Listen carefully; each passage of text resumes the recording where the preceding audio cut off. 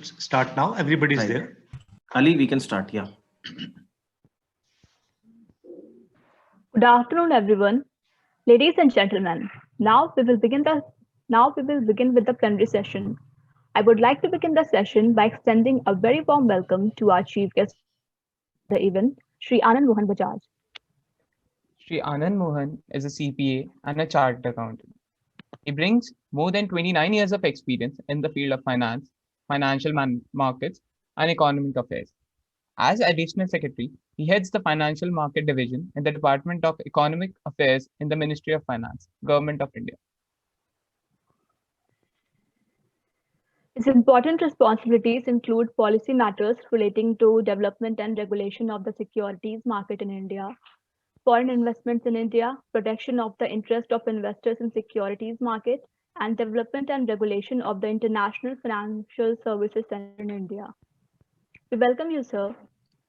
Thank you, sir, for taking time out of your busy schedule. Please accept the tree we have planted in your name as a token of our gratitude.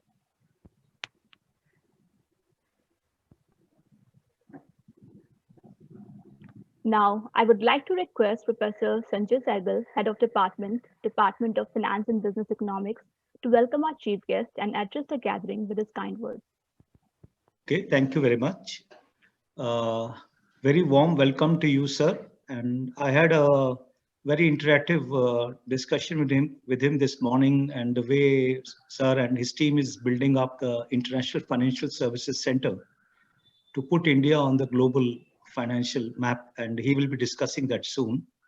I also take this opportunity to welcome Sanjay Menon and Professor Yusuf. Let me brief you, for those of you who are here for the first time with us, about the department very quickly.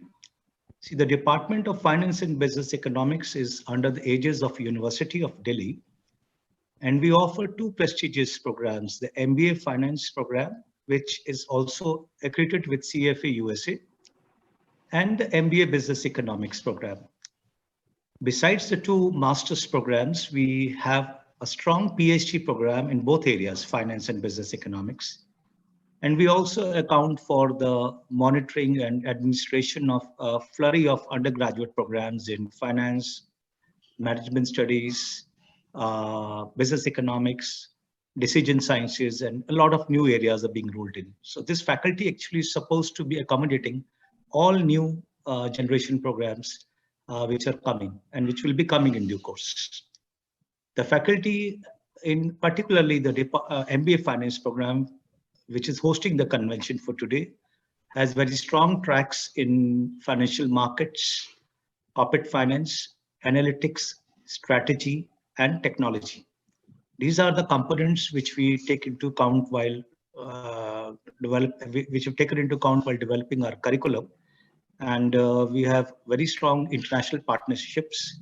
The testimony is the presence of Professor Yusuf. With EACPO, we have had such a long partnership for almost 14 years with strong student and faculty exchange and joint research. And also we thank Professor Yusuf because EACPO is also one of our knowledge partners for the program today. And so I also welcome all the students. It's a great learning platform for both MBA Finance and MBA Business Economics students. The business economics students actually conducted their convention last Saturday, and it was a great show. So without taking much time, I would request the anchors to take it forward and take the ceremony forward. Thank you. Thank you, sir. Now, I would like to call Mr. Ali Asgar Bora, President of the student body AFCON, to tell us more about AFCON and its activities. Thank you so much, Harsh. A very good afternoon to respected academicians, professionals, and all my dear fellow mates. It is my great pleasure to host you all at the 33rd Annual Convention of the Department of Finance and Business Economics. Today, I am delighted to introduce you all to our student body, the Association of Finance and Control, AFCON. It is the body run by the students under the guidance of our head, Professor Sanjay Sehgal, sir, and all the esteemed faculty members of the department. AFCON takes the responsibility to host all the college events and bridge the gap between the academia and corporate world by conducting various industry connect programs like the Corporate Connect series, Fin Connect, Alumni Connect, Analytical Insight series, and many others. We conduct workshops and seminars to facilitate the multidimensional growth of our students and make them industry ready. Furthermore, AFCON comprises of various committees, which are the Corporate Relations and Placement Committee, the Alumni Committee, the Corporate Communication and Public Relations Committee, the Organizing, Logistics and Convention Committee, the International Relations Committee, and the Entrepreneurship Cell. All the committees work hand in hand to create an environment for holistic development of students by encouraging them to create and innovate. We all strive to work together efficiently and effectively for the betterment of the college, industry, and the society. I would now like to conclude by thanking all the dignitaries, the industry experts, and the faculty members who gave their constant support and insights to make this event successful. Thank you. Thank you, Ali. I would like to request Mr. Aditya Verma, Secretary, Organizing, Logistics and Convention Committee, to briefly outline the theme of this year's convention and share with us the legacy of the annual conventions at TFPU. The annual convention is the flagship event organized by the students of Department of Finance and Business Economics and offers a platform for discussion on issues relating to the economy and financial markets. The event provides a platform for various industry leaders to impart their insights to the managers of tomorrow. This gives the student an idea of what to expect when they enter the workforce so that they can better weather the ebb and flow of the global financial industry. This virtual event has helped experts across the world meet and share their knowledge and ideas. The 33rd annual convention has been a grand occasion, and we hope to carry forward the rich legacy of more than 3 decades. The theme of this year's annual convention is the future of fintech and business analytics. Yesterday, we had 2 fireside chats, one on the role of technology in wealth management and insurance, and another on the role of technology in real estate. Today, we had 2 technical sessions, one on the future of fintech and another on the future of business analytics. Also, we will be having a session on entrepreneurship titled Being an Entrepreneur, Opportunities and Challenges. This year, we also had our maiden entrepreneurship event, Techathon, in which budding entrepreneurs presented their business ideas to the jury. We hope to conduct the Techathon event annually, and as entrepreneurship is the need of for our country. Thank you. Thank you, Aditya. May I now request our chief guest, Sri Anand Mohan, to kindly deliver the inaugural address and share his views with us. Namaskar, Dr. Sanjay Sehgal, Head of Faculty,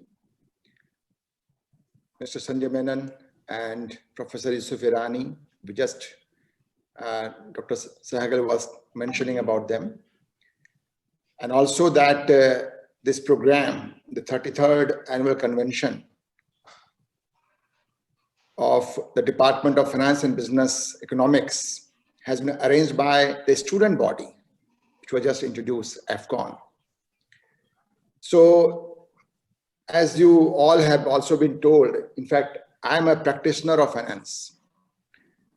I handle the financial markets division in the Ministry of Finance in the Department of Economic Affairs, which actually now I understand is very close to what you all have been learning and getting the experience of that environment. It includes not only share market, the derivatives market, commodity derivatives market, then the corporate bond market, and also latest addition to this is a very exciting thing. And in fact, I am really very excited about that because that is part of my team. We are working on that, the development of International Financial Service Center in India. And Dr. Sehgal actually asked me that if I can spend some time on that. It's something which, in fact, all of you should be aware. In fact, we can devote separately some time, elaborate 2-3 hours on that to discuss various things in that. It's a fantastic thing which is happening in India. A global financial center which is connected to major global markets. And the primary focus still remains on India's economic development. It's there about 20 minutes from Gandhinagar. It's called Gift City. And just to mention to you, the Gift City is one of the most advanced city in terms of infrastructure in the world, I should say that. You can only visit to understand what it is. To give you some glimpse, the entire city has only, entire city, not one building, has one air conditioning unit located 10 kilometers away from the city. Just like you have electricity, similarly you have piped air conditioning, both hot and cold, pumped from one facility for the entire city. And it's very, very energy efficient, very, very economical, almost 70–80% cheaper. The water which you can have from any tap in the entire city is 100% potable drinking water to the best standard around the world.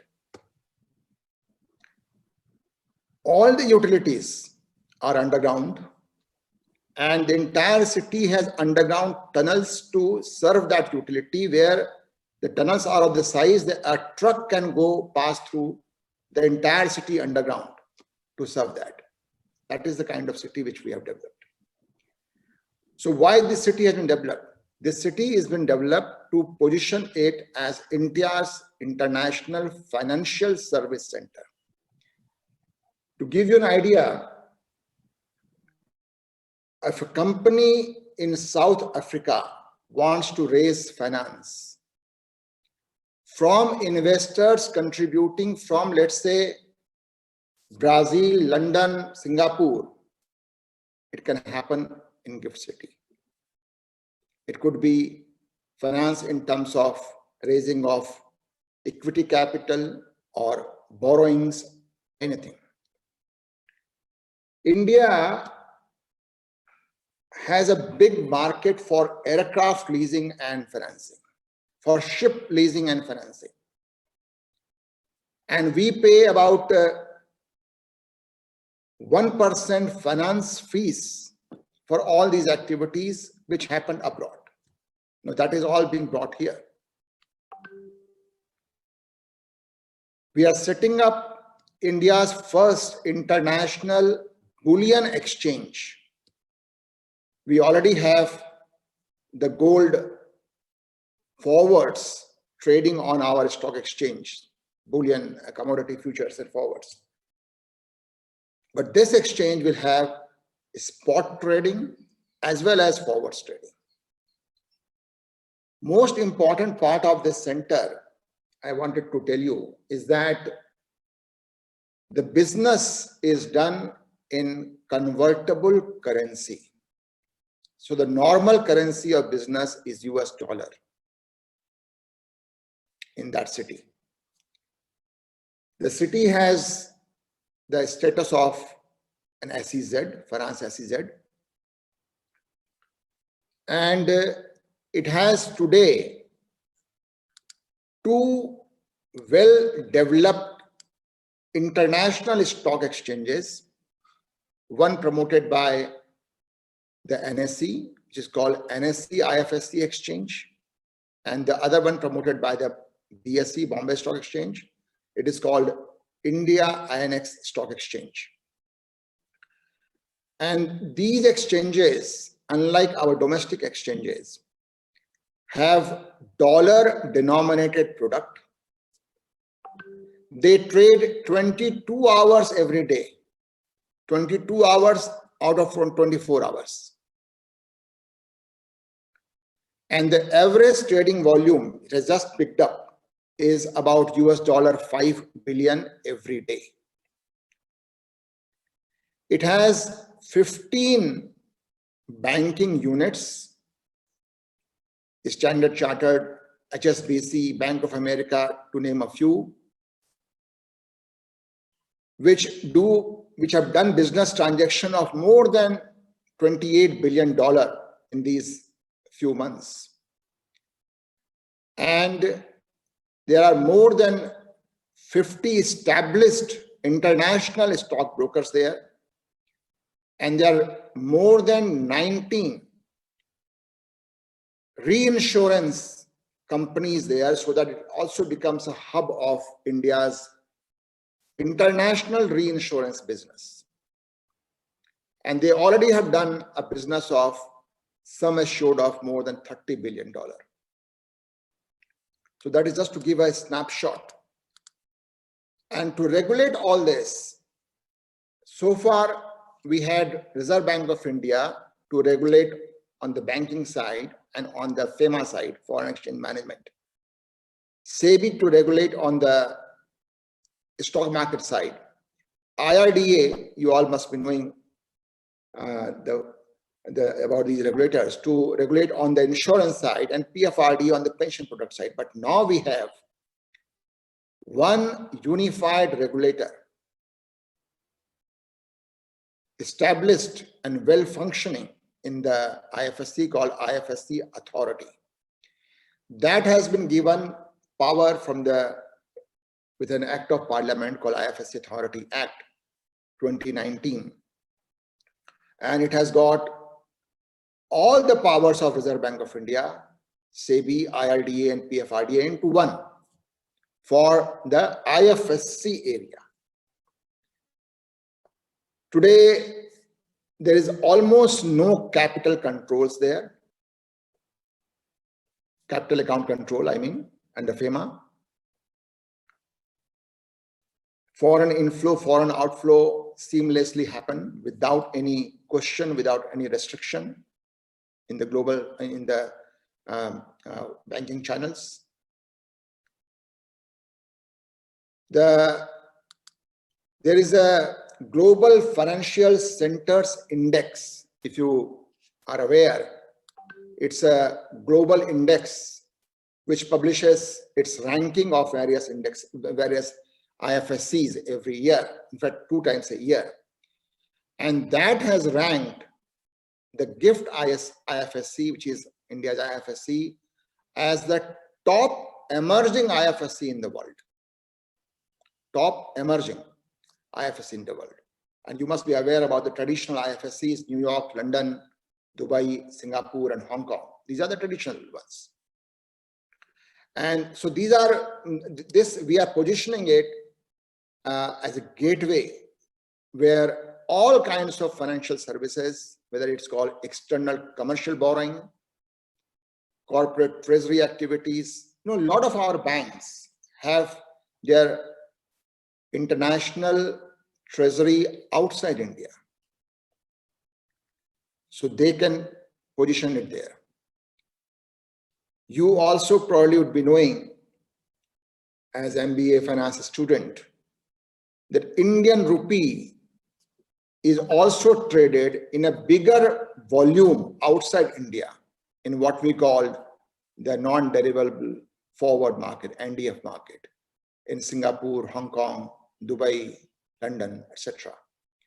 Now we have launched a product, the INR USD derivative there in the IFSC, with all the ease of access and ease of transaction there, which is available anywhere in the world.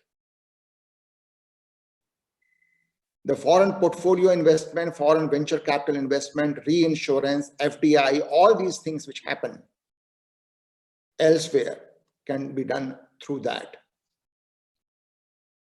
Recently, we also have launched a global in-house center, state of the art, which can attract the latest and the advanced version of all the BPOs, KPOs, everything, with a 10-year tax holiday in the IFSC. The point which I am trying to tell is that the entire ecosystem there of the international finance is now ready. A lot of players are coming there, setting up their business, setting up their residence in the GIFT City. And we have a vision.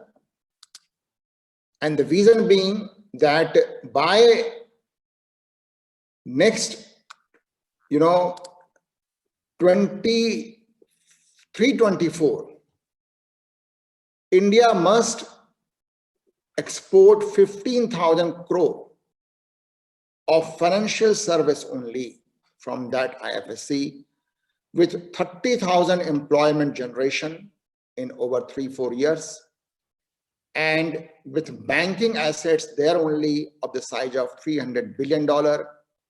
And we are targeting to have 750 at least big companies there from all over the world setting up their shop there. It's a great vision. It's the vision of our Honorable Prime Minister, and we have a board there, authority board, and the purpose of that is that to keep on checking the competitive regulatory regime anywhere in the world, and that should be available in the IFSC. The best regulatory regime, the most competitive tax regime is already established for them. There's complete tax holiday for 10 years. The state of the art, most modern innovation in financial products could happen there. The participants have all freedom, and there's absolutely ease of operation, which all we have ensured. In fact, I can go on and on this. There are a lot to tell you about the treasury operations there, about the various fund activities there, about the developing capital markets business there, about the aircraft leasing, I mentioned how we should be doing it, and about the international bullion exchange, which is coming up there in a fast manner. These are all, in many ways, first things to happen there in India. And it's actually India, but from the foreign exchange and customs point of view, it is a different territory, one can say. So it's an exciting project. I thought on this occasion, as Dr. Sehgal also mentioned, I must share with you the great thing happening in India. Thank you. Thank you, sir, for this enlightening address. Every year, we announce the media award for the person who has excelled in the field of economic journalism and market presence in the industry. This year, the award goes to Mr. Robin Sharma.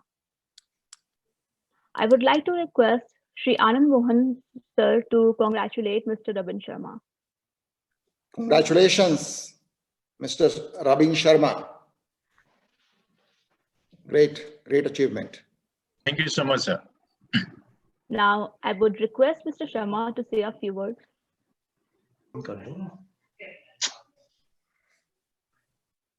Good afternoon, friends and esteemed colleagues. First of all, at the outset, I must say that Mr. Bajaj's words were very, very reassuring in a time of a crisis, an unprecedented one. And when we had the figures out yesterday, but we know what we are battling against, employment generation, it was all music to the ears. And in fact, I must compliment the government and his team to have taken this project. And I can tell you about the best practices that probably the finance department has been emulating has been terrific. I mean, as journalists, I have several stories to say and share And these are all kind of new normals that are being created. So hats off to the ministry and hats off to the team and the government. I can feel the energy, the vibration, the kind of enthusiasm when I am surrounded by students particularly, and I must congratulate them for the event that they are holding. Dr. Sehgal to have organized it so nicely. It's a difficult time, unprecedented, new normals are being created. As a journalist, I happen to, if I have the time to and the bandwidth to, a couple of things to share. How there has been the kind of information inflow, the kind of misinformation, disinformation, and all that we have been grappling, essentially to kind of devise some thumb rules which basically will not take care of what we don't know, but what we know for sure. So we don't know when this pandemic is ending. We are sure that 2021 will be a year of vaccination, and which will be a successful one. But the thumb rules are that whatever we know, we apply it to the fullest. We apply it to the best of our abilities. When it all started and WHO did not acknowledge it as a pandemic, we started highlighting, we started reporting in WION. We were probably the first international channel probably, as we took it responsibly. We highlighted it. It was just a case of 7, 8 mysterious flu. We thought it was something probably important coming up, and gradually WHO accepted it. How we see that we grappled with a lockdown and how we responsibly acted as well. But of course, there are enough best practices which are to be emulated and which should be emulated. There is no doubt about it. When I speak to you and interact with you guys as financial technical experts, I don't think there is a greater occasion and a bigger opportunity for you to marry the finance and technology, because it was not as pertinent, as relevant for a common person like me. For a person is working, the basics have come to basically haunt us. And probably I have my request and an appeal: when you are taking up big assignments, big tasks, the basics of, like Dr. Bajaj pointed out, the basics of water, electricity, the basics of health, we all just heard about it, that health was wealth, and we never realized it. So all these have come down to basically, and probably it will be like percolating from the top when you do all these things. So coming back to your vocation, I think, believe there never was a greater need to marry this. And so I look forward to you that you'll keep empowering people with your innovative ideas and shaping new frontiers. And of course, comprehensively, in essence, safeguarding the Mother Earth. Best wishes and congratulations for hosting this. Thank you so much. Thank you, sir. Now, I would like to congratulate Professor Sanjay Sehgal and his team on the launch of their book, Economic and Financial Integration in South Asia, A Contemporary Perspective. I would request Professor Sehgal and his team to enlighten us more about their book. Yeah, thank you once again. And I hope Wasim, Piyush, Sakshi, are you there? So actually, we started this project as part of Indian Council of Social Sciences Research, and it's in the major project category to the tune of 40 to 50 lakhs. And it was meant for the government of India, because when the Honorable Prime Minister started his first term as Prime Minister in 2014, and then the emphasis was laid on SAARC region. And so we worked on this project, and when we started looking at the academic landscape, a lot of work was in the form of newspapers and articles, but there was no quantitative approach or analysis of this region in terms of integration, the level it is there so far, and what should potentially happen in the future. So we looked at not only the economic integration side, we looked at the trade integration side, and within financial integration, we looked at banking, stock market, currency market, and bond market integration. Each one of them is a separate chapter with policy implications. We also conducted a survey of important opinion makers in these countries in the South Asian region.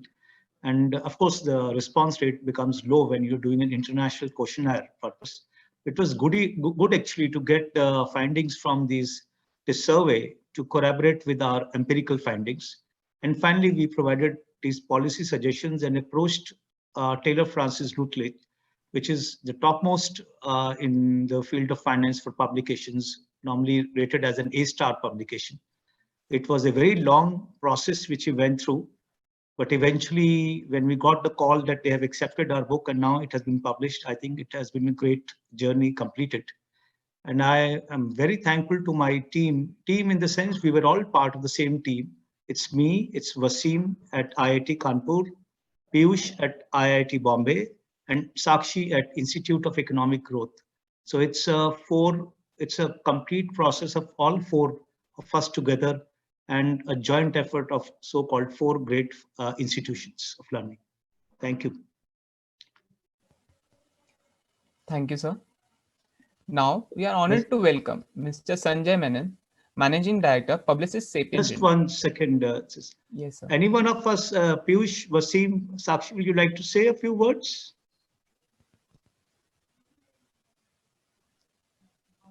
I think they are mute. So let me thank Mr. Bajaj sir for being kind enough to inaugurate our book. Thank you. Thank you. Now moving on, we would like to welcome Mr. Sanjay Menon, Managing Director, Publicis Sapient India. Mr. Menon is an esteemed alumnus of MFC from the batch of 97, a leader with an experience of transforming a $2 billion plus service organizations, managing PLN responsibilities, growing global client relationships and teams, establishes strategic capabilities for firm. He has been associated with many organizations, including IDBI Bank, PricewaterhouseCoopers, and Sapient. Currently, he is working as the Managing Director at Publicis Sapient India, which is the India footprint for Publicis. He has been working with the industry leaders to unlock value for his clients by helping them reimagine their business. We welcome you, sir. And as a token of our gratitude, we have planted a tree in your name. It is my pleasant duty to request Mr. Sanjay Menon to commence the proceedings of the session with his keynote address. Thank you. Thank you. I really appreciate this. And also welcome the opportunity to be able to engage back with the alumnus and some very, very fond memories which come to mind as we're talking about AFCON and I think this convention itself. When I was in the campus, I had a chance to obviously be an integral part of both the years of the convention. So brought back a lot of memories. So thank you for the opportunity. A very warm good afternoon to Dr. Bajaj, Professor Yusuf, Dr. Sehgal, and everybody else here. I think I was just reflecting on the information, Dr. Bajaj, that you gave, which is fantastic. I mean, I wish we need to get more of these information out there, which just creates a sense of pride and celebration in terms of how we are not only ready, but actually we're actually taking on the global disruption, which to me, we should see as an opportunity. And that's what we do as we work with our clients across the world. I think a lot of people see 2020 as a year that's brought a lot of problems, and I think it absolutely has from a health and safety standpoint. But it's also, I think, accelerated just what the world is going to be. And I think we've seen in a bunch of areas, 5 years of progress that's happened in the last 8 or 9 months. So as I was thinking about, what can I possibly share with you that's going to be valuable to you, in this short period of time, I think a few things that at least landed with me, and I thought I can share both my experience as well as what I see happening in the world. And I think what's both I think important from where where you're focused on as individuals or students who are going to be now embarking on your careers, and as you kind of create your impact on the world. I think the first part is just to me the big attribute that's come out in the last year is adaptiveness. And this is I think the pandemic is just an example which has actually highlighted a need that has been there and is going to be even more, I think, prevalent as we look at the years to come, which is how do we adapt quickly? Because I think agility is going to be the key. 10, 15 years back, people said the big take the small, right?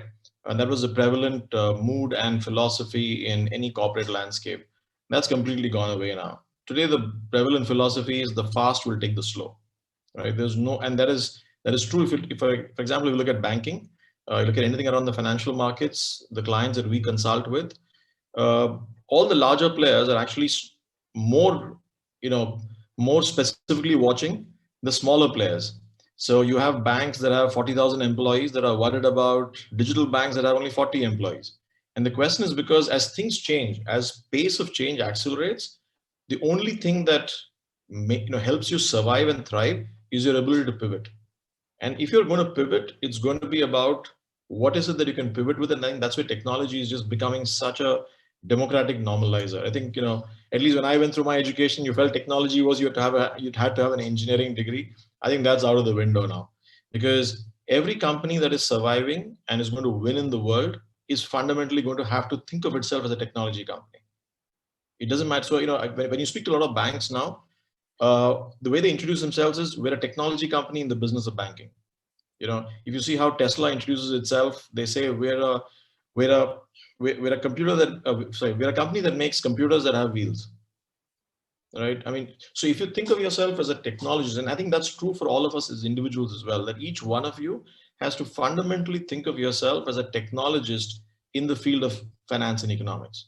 Because when you do that, you embrace the biggest disruptor of change. And I think that's where the world's really going to. I mean, and where do you really apply this? If you look at where a lot of the financial services companies and every company across every sector is dealing with, is that the problem space has moved from being one of complicated problems to complex problems.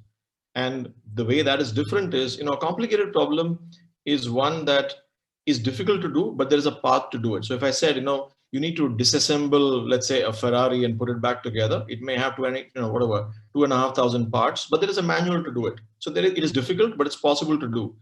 But if, let's say, we are trying to, let's pick a real world problem. You're trying to tackle pollution, right? It's not a complicated problem. It's a complex problem because you have many interrelated variables that at the end of the day will change their interrelationship also as you go along. So the best you can do is to keep trying, learning. So what they call, probe, sense, analyze, and respond. And you just keep doing that because that's how the nature of the problem will change. So even as Dr. Bajaj was talking about the financial markets and all of that, I think today, the intelligence that really comes in terms of how you tackle it is through technology, is through your processing speed, is through data.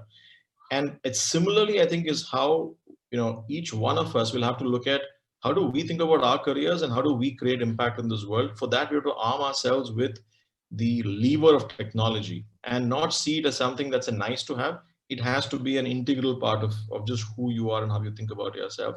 And that's true for every company as well, right? Because what's changing in the world is that the power of the consumer has never been stronger. And so there's a very interesting quote that I at least I've tried to internalize, which said that if you think things are slow, if you think things are fast, this is the slowest it'll ever be. And that's because of the pace of change that's increasing. So as you look at it, I think, I saw in the theme, we're talking about analytics. And I think that's becoming a major, major way in which we're approaching the world, which is, the term we use is how do you make the world more dataful? And what we mean by dataful is how do you show the power of learning by progressively applying what you know and not going back to the same baseline. And that's where I think data powered by technology is becoming the big difference. I mean, look at it on the way you engage with any brand, any app, any entity that you interact with. If they aren't showing knowledge of what you think they should already know, you will not interact with them again. People are not comparing. Earlier, you looked at one category and said, who's the best? If I have 3 bank accounts, which bank am I dealing with, which is the best? If I'm dealing with 4 broking accounts, who's the broker who's giving me the best service? And, which is the company that gets me my best groceries and all of that. But today, it's all democratized. You're expecting that if I'm engaging with any entity, why can't they give me the same level of service and recognition of my data that someone else can give me? So if a Google Maps can show me my work and home without even me inputting that, why can't my bank, when I've made 3 payments every month, remind me and say, hey, looks like you're making this payment every month. Do you want to set up a standing instruction by default? Or do I have to still log in and go and set it up? So these are small pieces of convenience. Where does it come from? It comes from basically someone applying the context of saying, how do I make the world more frictionless? So I think the value and the success is going to lie in each one of us as individuals, and therefore the companies, right, the brands, identifying where are the points of friction between a consumer and a brand. And today, the biggest lever to take away friction is technology, but then that has to get applied with the context and the understanding. So in fact, when Dr. Sehgal and I were, I think, chatting maybe a few weeks back, we said this is a perfect marriage, right? Because at the end of the day, the context of domain is super important, because at the end of the day, you don't know what problem are you trying to solve. But at the same time, it's incomplete if you have not armed yourself with the power of technology in terms of how to solve this problem in the most effective way. And I think that's where the context and the lever are such a strong, combination. And I think that's what at least I feel, just from the department, the courses, I think the pedagogy, and I think how you're going about it. And I think there's a lot of very interesting, I think, disruptive thinking that Dr. Sehgal and the team have kind of brought to bear. I think that's exactly the way you have to arm yourself. And the same way, also think about it saying that because it worked maybe for last 1 year or 2 years, it doesn't mean it'll work for the next 2 as well. I think, and that's just the reality what we're living with, is that, whatever worked, earlier we worked in time slices of 5 years, 10 years, 15 years. I think now we're working in time slices of less than 2 years. So, which means there's a constant sense of change. But it's also therefore a constant sense of opportunity. And it's a constant ability to reinvent ourselves. So again, not to try and scare people, but I think now is a time where each one of us, whether we're a department in the university, whether you're an individual, whether you're a professor, or you're someone in the in the corporate environment, anyone, we have to be very comfortable with the fact that we will have to keep reinventing ourselves in time slices, in shorter time slices going forward, to stay relevant and to be able to really truly create value and impact. So that's it. I mean, I didn't have more than that to say, but I thought, at least in this context, it's something that I definitely wanted to share, and I'm super excited to, as I said, stay associated with the alumnus, and that's pretty much it. I mean, I hope this was valuable. Thank you, sir, for this insightful address.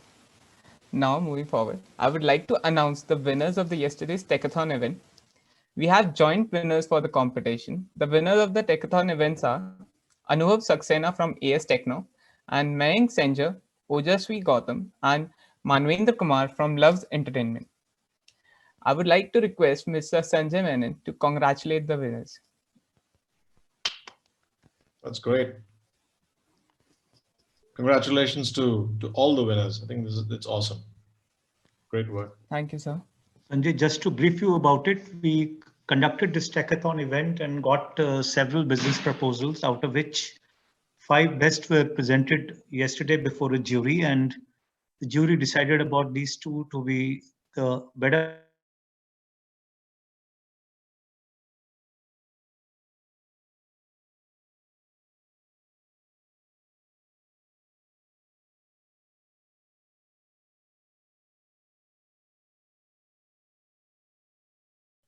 Since we had a part of this contest that we are setting up a state-of-the-art incubator, and so we extend this offer to the 2 teams that they can incubate with us, which is use the department resources or the workstation as well as the library resources. And if we can also provide you mentors to take your program to or your projects to the next level, and eventually try to link you to the capital providers as well. I shall be soon signing off and sending these offer letters to you next week. This is, of course, besides the awards which you have announced, and I'll be very pleased if you accept the offer. But even if you want to be on your own, we could still extend you mentoring and other facilities. Thank you. And I would also like to thank Professor Bunish Kumar, sir. He chaired the jury yesterday. And sir, if you have any quick observations to give about the contest.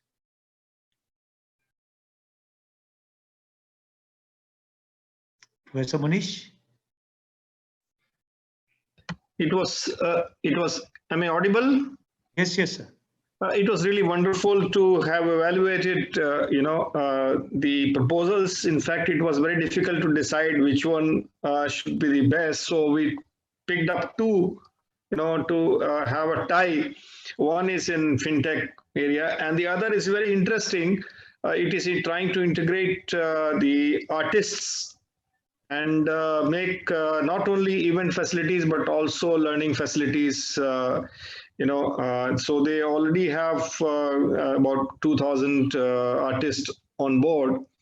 So, but I think, it is a great effort on the part of the department to have encouraged young entrepreneurs and also inculcate the spirit of innovation and entrepreneurship among the students who were in fact present when the presentations were made by these entrepreneurs. Thank you very much, Professor Sehgal, and for keeping me involved in these activities. I will also like to thank Sanjay Menon for conferring the awards. And will the two teams, if they're there, would you like to say a few words, or we can move ahead?